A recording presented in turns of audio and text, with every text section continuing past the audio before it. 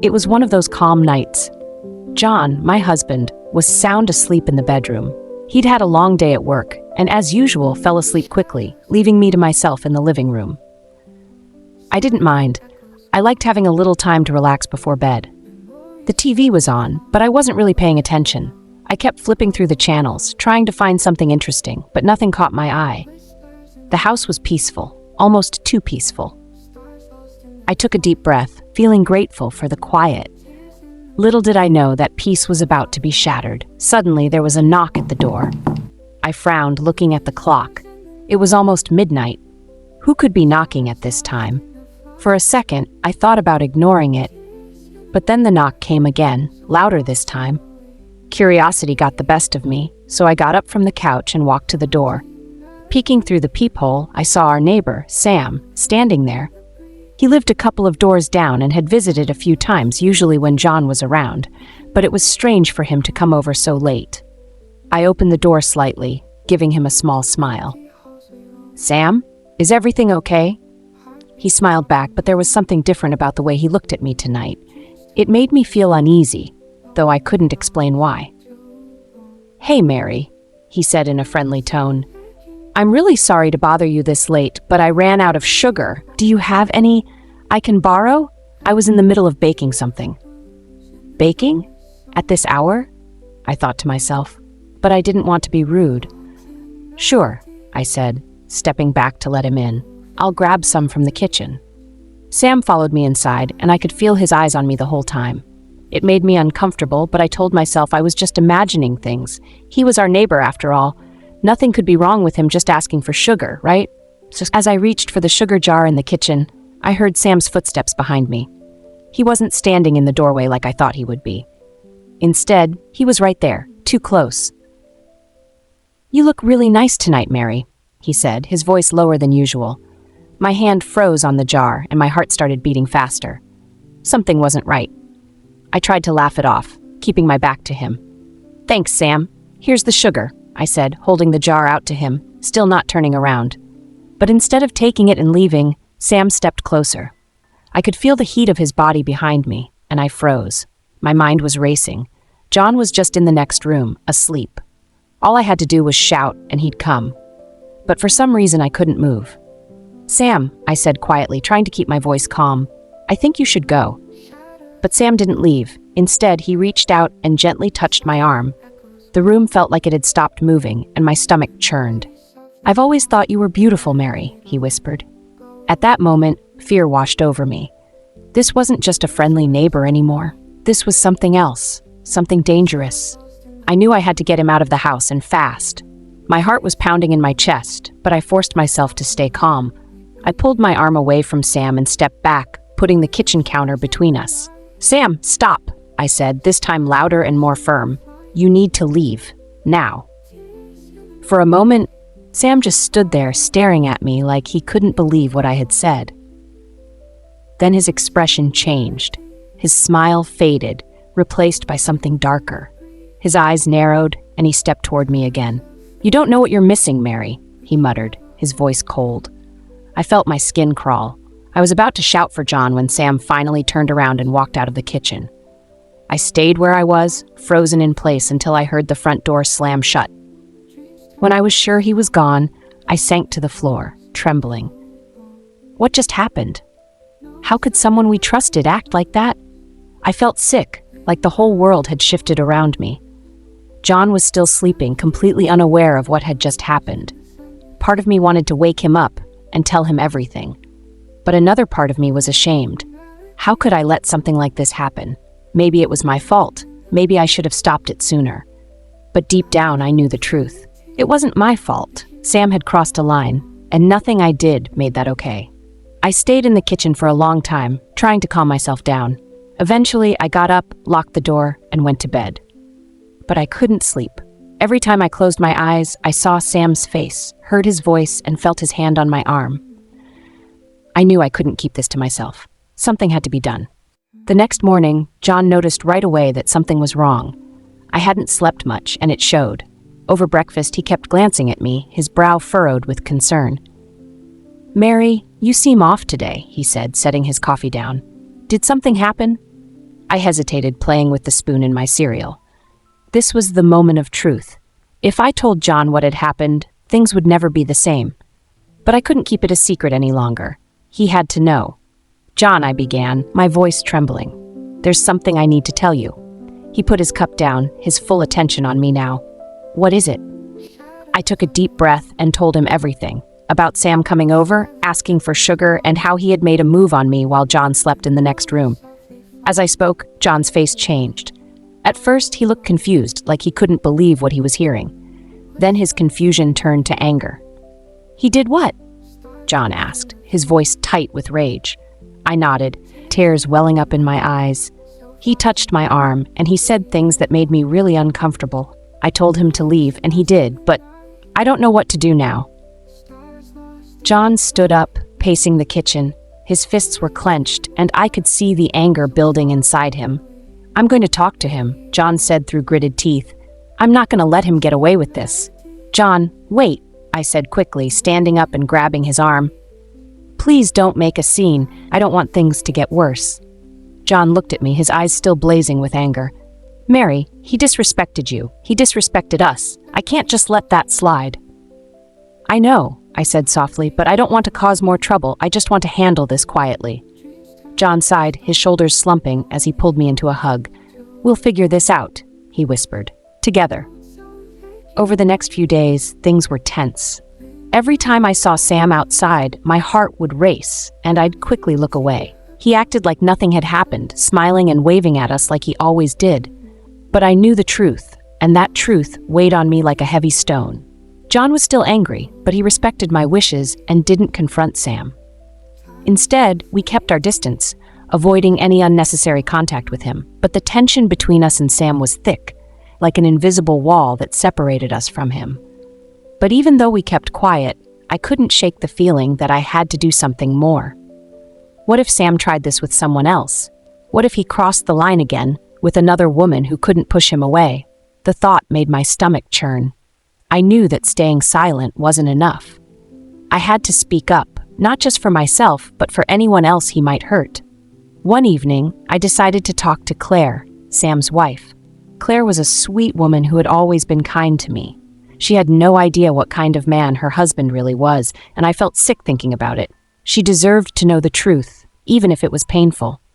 I invited Claire over for coffee, and as we sat in the living room, I could feel my heart pounding in my chest. How was I going to tell her that her husband had made a move on me while my husband slept just a few feet away? "Claire," I began, my voice shaky. "There's something I need to tell you about Sam." Claire looked at me with concern, setting her coffee cup down.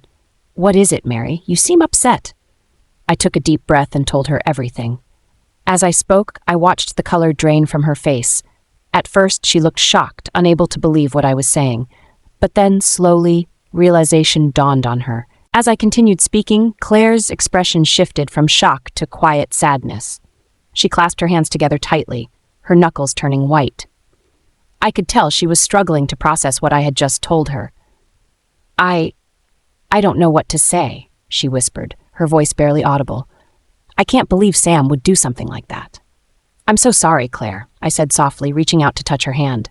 "I didn't want to hurt you, but I felt like you deserved to know the truth. He made me really uncomfortable, and I just couldn't stay silent." Claire nodded, her eyes filling with tears. "I'm glad you told me, Mary. How could I have been so blind? I never imagined he would." Her voice trailed off, and she buried her face in her hands, sobbing quietly. For a moment, I didn't know what to do. I felt terrible, seeing her so broken. But I knew this conversation needed to happen. She deserved the truth, no matter how much it hurt. After a few moments, Claire lifted her head and wiped her tears.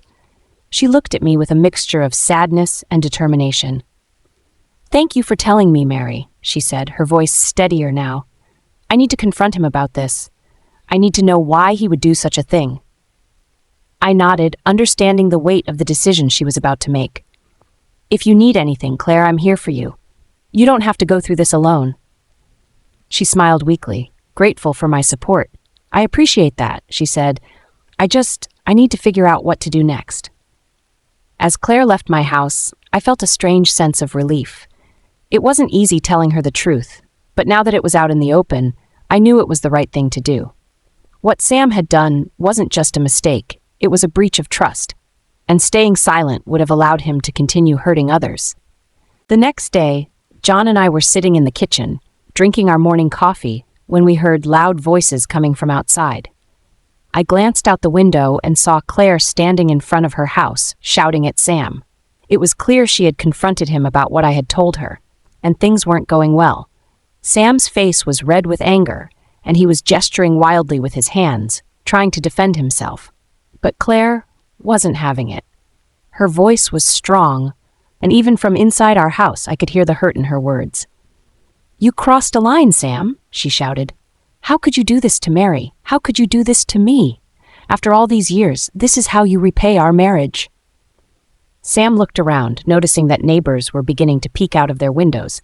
His face twisted into a scowl, and he grabbed Claire's arm, trying to pull her back inside the house. "Claire, stop this," he hissed. "You're making a scene." But Claire shook him off, her voice even louder. "I don't care. Everyone should know what kind of man you are. You disrespected our marriage, and you disrespected Mary."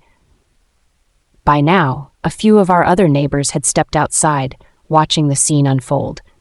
I could see the shame on Sam's face as he realized how public this had become. He muttered something under his breath and stormed back inside, leaving Claire standing alone in the front yard, tears streaming down her face. I felt a mixture of emotions as I watched. Part of me was glad that Sam's actions were finally out in the open, but another part of me felt heartbroken for Claire. She didn't deserve this pain. No one did. John stood up, setting his coffee cup down with a heavy sigh. "I guess it's over now," he said softly. I nodded, but deep down I knew it wasn't that simple. Things would never be the same again, for any of us. Over the next few weeks, things were tense between us and Sam's family. Claire eventually moved out, taking her children with her. I saw her a few times after that, and each time she looked a little stronger. She was starting to rebuild her life away from the man who had hurt her. As for Sam, he kept a low profile after the confrontation. He avoided eye contact whenever we passed by, and he stopped coming around altogether. It was as if he had disappeared from our lives completely. And honestly, I was glad for it. But even though Sam was out of the picture, the impact of what had happened stayed with me. There were nights when I couldn't sleep, replaying the events in my mind. I kept thinking about how easily things could have gone wrong, how different my life could have been if I hadn't stood up for myself. One evening, John and I were sitting on the porch, watching the sunset over the neighborhood. The air was warm and the sky was painted with shades of orange and pink. "You know," John said, breaking the silence, "I'm really proud of you, Mary." I looked at him, surprised. "Proud of me? For what?" "For standing up for yourself," he said, his voice gentle. "You didn't let Sam intimidate you. You could have stayed quiet, but you didn't. You did the right thing." I smiled, feeling a sense of warmth wash over me. "It wasn't easy," I admitted, but I knew I couldn't let him get away with it. Not just for me, but for Claire too, and for anyone else he might have hurt. John nodded, wrapping his arm around my shoulders. "You're stronger than you realize, Mary, and I'm so lucky to have you." We sat there for a while, watching the sky darken as the stars began to appear. In that moment, I realized that even though the experience had been painful, it had also taught me something important. I had learned the power of standing up for myself, even when it was difficult. I had learned that silence only allows wrong to continue, and that speaking up, no matter how scary, can make a difference. And most importantly, I had learned that no matter what life throws at us, we can always find strength in ourselves and in the people who love us. Months passed, and life slowly returned to normal. John and I continued to strengthen our relationship, and I felt more confident in myself than I ever had before. Sam eventually moved out of the neighborhood, and we never saw him again. His departure left a strange sense of closure, though I knew that healing would take time for everyone involved. One day, I received a letter from Claire. She had moved to a different city and was starting over with her kids. In her letter, she thanked me for telling her the truth, even though it had been painful. She said that without my honesty, she might have stayed in a marriage that was built on lies. Your courage gave me the strength to make the hardest decision of my life, Claire wrote. Thank you, Mary, for showing me that sometimes the truth, no matter how difficult, is what sets us free. I smiled as I read her words, feeling a sense of peace. Claire was right.